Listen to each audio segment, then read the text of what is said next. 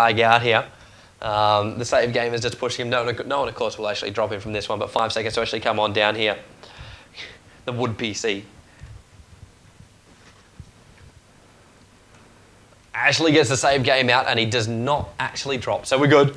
We're good. We're fine. And now the push can actually come through again. So mid lane, there are all 5 heroes there, I do believe so. So yes, look for that push to come through. You're right, the BKB is actually completed. Manta Style should actually pop off here from Drow Ranger. Half up on the top here. And he's actually claiming he's actually got 5-12 ram. Pause from the game actually coming out from the captain of the Sentinel side, from MTT. So you literally had 6 days, you're good. To actually push through, go 3-2-1. Not quite sure what the stop was actually for, but this tier 1, this tier 3 tower in the middle lane will take a fall. Will they go for the engagement? Glyph now going off. They're still damaging it through the Glyph to actually try and bring it down. Roar goes off, as well as the splash from the side. Morphling waves right over the top there, but the pipe pops off there. It does completely negates the effect. In fact, he actually jumps back to his replicant. They will catch off the SF on the side there, frozen and done before he can even pop up his ulti from the side there. Drow Ranger just hitting 4-5 hits down for the Vengeful Spirit on the back of the cold arrows. Just does so much damage there. And Titan now coming back in again. Bane Elemental now, it's going to be his turn to come up. Frost Nova going off once again from CM. The Mealing Rax has already taken a fall here. Drow Ranger actually getting targeted by the Plague Wards here from Venomancer. Turns herself around now, starts to actually attack on that range tower. Still that Aegis has not actually popped off. Nightmare going on top of the Morphling, just pulls him back out of the mix here. The mid Rax is down, and I don't think GC is going to really pressure this one off. If anything of what they've done so far is an indication. In fact, yes, they are going to fall back, especially with Drow Ranger on such low HP. But they claim the racks. A little bit surprised they don't try to force some more. They've got 5 earn charges on Witch Doctor with 12 stick charges as well. He could heal that draw up 5 times to max HP. But she, no, probably not friends or something, because Drow Ranger ran off, sent in her illusions. Witch Doctor could have been a dick and healed one of the illusions. That could have been a little bit of a funny move from Tyshren, but at least they got the racks here, and we'll probably just prepare for the next one. Black Hole should be up for the next fight. Shadow Fiend, he's got Treads, he's got Sange and Yasha, will never get anything off in these fights. The only one who will get something off is the Tidehunter with that Blink ulti, and the Morphling who can tank something up, but should just be a moment of time before this one is done. Yeah, it's interesting to actually see SF switching towards that SMY. Obviously, he had the Ogre Axe early on, was going to go for the standard SF item of the BKB, but just deciding in the end it's not even going to be worth it. Just basically boost up everything, get a little bit of maim off the back of it. But Agi and strength can be lifted a little bit more. But just actually see that transition of item. Is this just a thing of giving up as well as bottom lane? Malix will actually kill him as well, with Bane doing more than enough damage there, coupled with the Witch Doctor. But 5 to 28.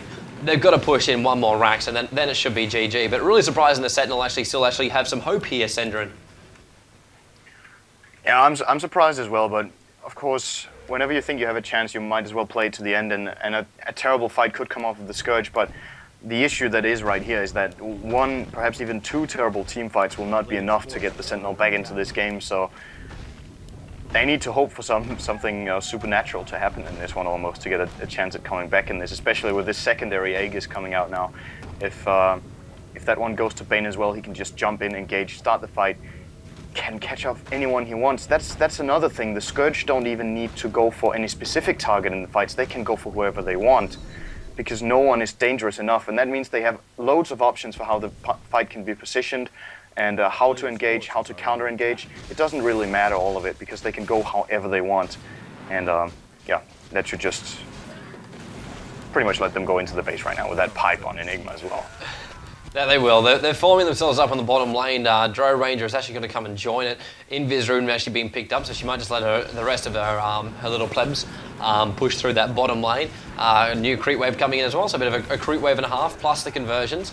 Taking out the last of the Plague Wars. It was the sitting between the Scourge and that bottom, because Sentinel now all rallied up as well. SF sitting there on the front lanes. Another Ogre Axe on top, so looking to actually get that BK completed now. Bane Elemental just taking out the creep wave a little bit more.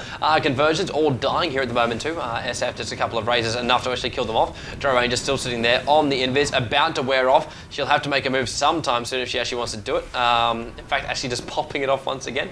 But we will be good.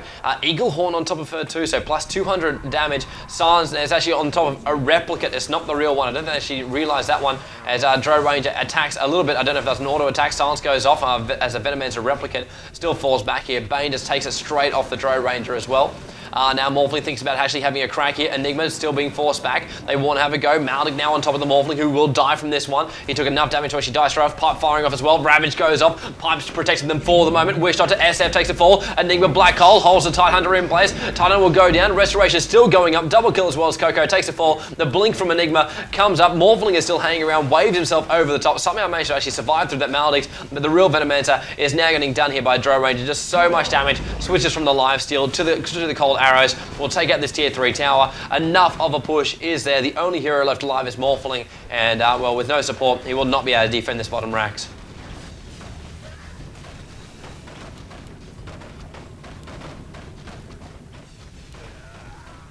Now Morphling moving himself back towards that bottom lane again too, as Synd goes quiet again. The GG finally comes out there from Gosu with the bottom going off, and everyone will actually start to leave the game here as, well, last couple of kills do come out to make it completely unstoppable, but 5 to 32 was the end kill count. Coming out for the size before the end game actually came off, but still massive play here from GC. Synd, you yourself actually said that MTT was actually supposed to be the favourites for this game. What actually happened? Well, mainly they got their asses handed to themselves. And that's the nicest way Synd can put it. Some really good lane play from the Scourge up top, and as said. It seems like the Sentinel as well are playing with 2 stand-ins from the S-Turtle team. I'm not sure if they're going to change their players for the next game.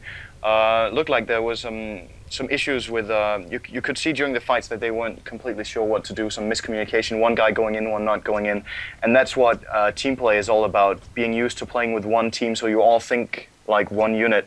And if you're all spread out, well, then it becomes a mess. And well, as according to to Come With Me, they will not be playing with the roster that I was hoping to see, which included Frieza and Sony together with Coco, but only Coco will be playing out of the old 3 TEG boys. And looking at how this game went, then GC might actually might be the favorites for this. At least on the back of this game, if it goes on like this, they might even roll over them. But yeah, we'll see in the next games. That we definitely will. Of course, this is a best of 5. That was now getting leveled up. MTT 1, GC 1 as well. This is the Balkan League, Balkan DOTA League Grand Final best of 5. Who will come on top? We will find out in just a moment. We'll be back as well. Myself, Tobi, Kenobi, and Synd to take you through Game 2 of this matchup.